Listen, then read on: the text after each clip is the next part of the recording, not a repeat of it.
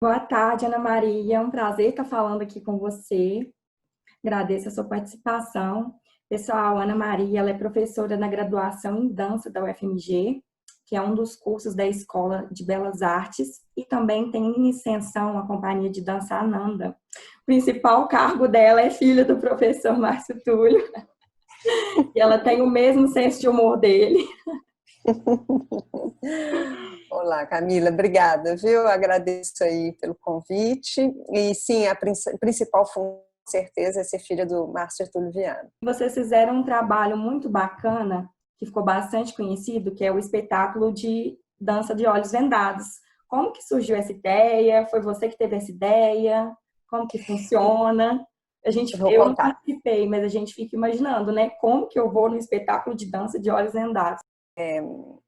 Só para falar um pouquinho, tem a universidade, né, a UFMG.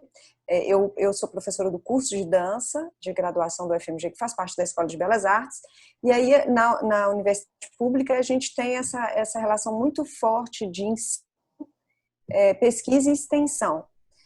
Então, a gente tem essa possibilidade, não só essa possibilidade, é mais do que incentivado que a gente faça projetos, que a gente crie projetos de extensão. A Companhia Ananda é um dos projetos que eu coordeno. Tem vários projetos, eu devo estar coordenando atualmente uns 8 ou 9 projetos de extensão. Eu adoro projeto de extensão, porque tem uma relação muito interessante, eu acho que de um lado, eu acho que é da nossa responsabilidade enquanto funcionário público, servidor, da gente devolver de uma maneira muito concreta para a sociedade, né? É o dinheiro da sociedade, o dinheiro público, então da gente poder devolver isso de uma forma ou de outra, eu acho isso muito importante. E também na formação do estudante, eu acho isso muito interessante, essa relação com a sociedade. Então, a Companhia Ananda é dos projetos de extensão. E com a Companhia Ananda, a gente criou esse espetáculo. Então, quando você fala das oficinas para pessoas com e sem deficiência, isso faz parte de um outro projeto de extensão que eu tenho, que é Arte e Diferença, que a gente oferece oficinas para pessoas com e sem deficiência lá no UFMG. O curso de graduação em dança tem uma prova de aptidão que você entra e até hoje, infelizmente, a gente não teve nenhum estudante em situação de deficiência que queira, né, que tentasse entrar. Então, hoje a gente não tem. Mas aí também tem essa questão do que é deficiência, qual a terminologia, a gente chega lá. Mas para voltar na questão do espetáculo, esse espetáculo Olhos Meus foi um espetáculo, a ideia surgiu há mais de 20 anos atrás. E foi eu sempre tive no meu percurso, sempre sim, é muito dizer, mas desde os meus, digamos, 18 anos de idade, sempre tive muito interesse na relação da dança com corpos diversos. Então, do não elitismo da dança, da não hierarquização da dança, porque a dança, dentre as artes, é uma das artes mais antidemocráticas, assim, de modos de fazer, né? É uma prática que seleciona, muito seletista, muito excludente, quer dizer, a maioria dela, né? Não todas as formas de dança são assim, mas e eu acho que a dança ela vem rompendo com isso desde os anos 60, 50, 60, ela vem rompendo com essa imagem muito elitista e muito dogmática, né, do que é dança. Mas esse espetáculo, então, ele veio de uma pergunta que eu me fiz há mais de 20 anos atrás, do que seria um espetáculo de dança sem uso da visão. Que seria, isso a gente tem muito no teatro, mas no teatro a gente tem a voz, a gente tem um texto. Então, a gente tem uma outra narrativa que leva o espectador ao entendimento do que está acontecendo. Mas a dança, e a dança é uma das coisas que a dança contemporânea ela trouxe, é uma não narratividade, assim, a gente não conta mais histórias. O que a gente vê no balé clássico, a gente vê uma história, o Lago do Cisne conta uma história. Então a gente segue essa história.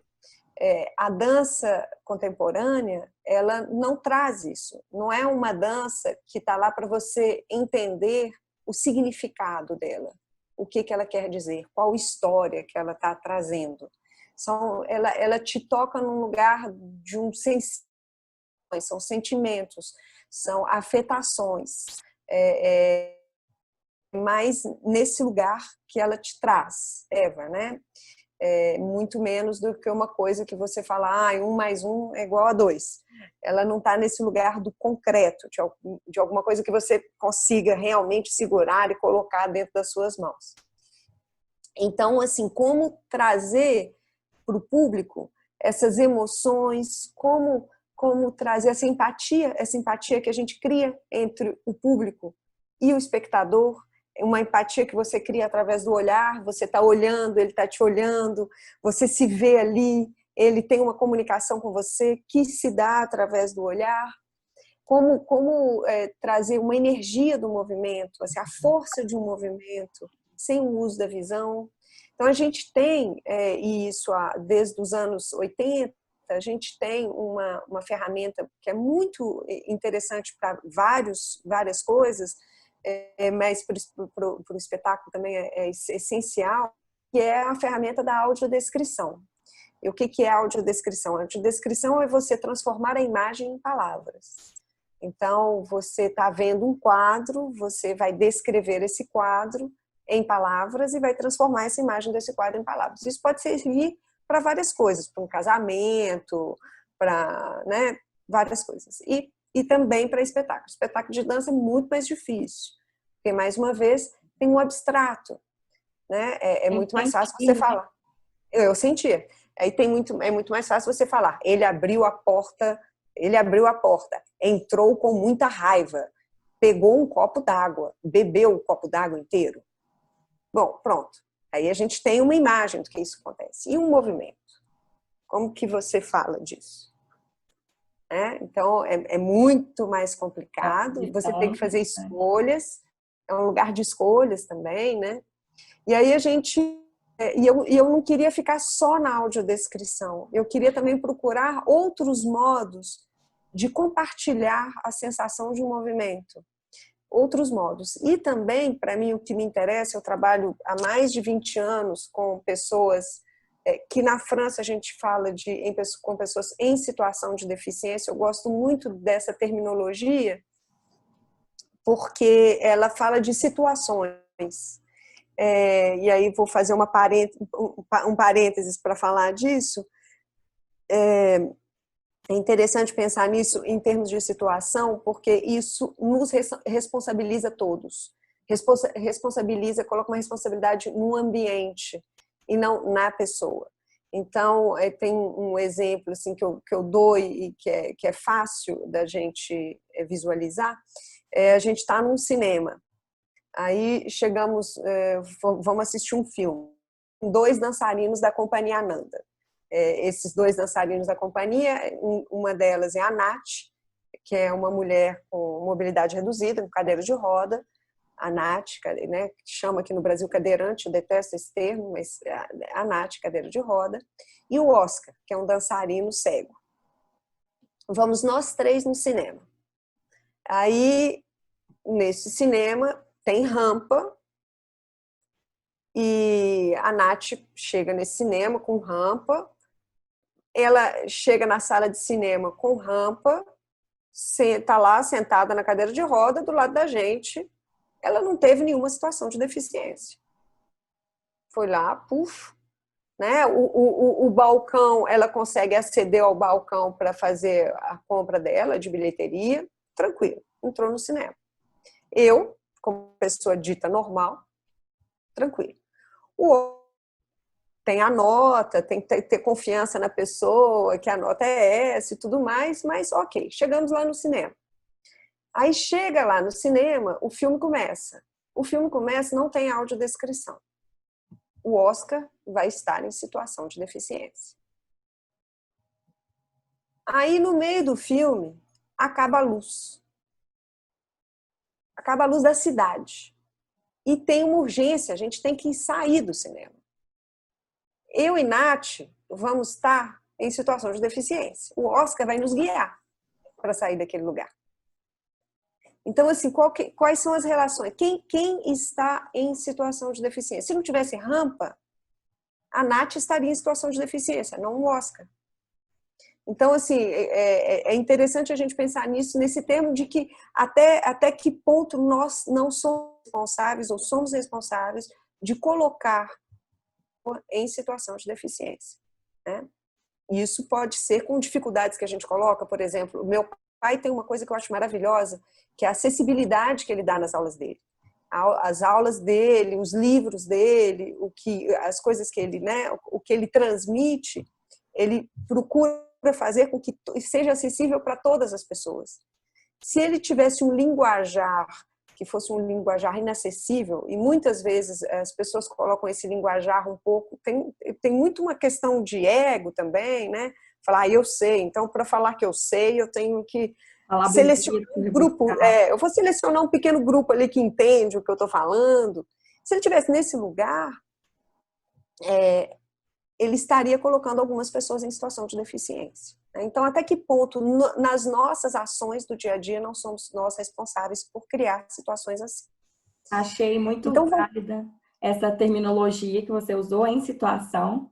Vou até aderir, porque eu acredito que a sociedade agora está num momento de aprendizado, de mais respeito sobre as diferenças, né? Porque essas pessoas já foram chamadas de incapazes, de incapacitadas, de inválidas, e esse termo seu foi muito válido, acredito que vai ser de grande valia para todos. E a terminologia, os termos, eles vão modificando, né? E eles, hoje, para a gente falar o retardado, o débil, para a gente hoje são coisas absurdas. Mas isso vai mudando com o pensar da sociedade, né? Com a nossa evolução, na nossa maneira de ver o outro, né? Na nossa maneira de ver o que nos é diferente.